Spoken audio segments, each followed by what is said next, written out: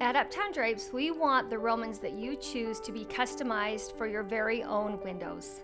Each fabric is hand-picked, and every window span is specifically measured to meet your very own needs.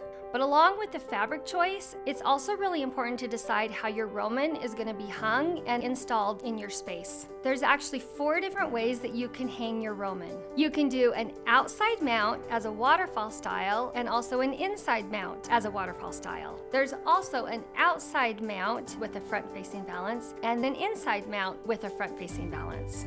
Let's say your window opens up into your room, or you don't want to block your view, or you just want your window to appear taller than it actually is. We would recommend using an outside mount and mounting it above your window, and that way your window can freely open up into the room. If your window has enough depth and you can mount your Roman inside and it lays flush or just comes out a little bit, then an inside mount would be a good choice for that situation. If you have French doors and you're mounting your Romans on the actual door, a front-facing valance is going to prevent your Roman from having big side gaps.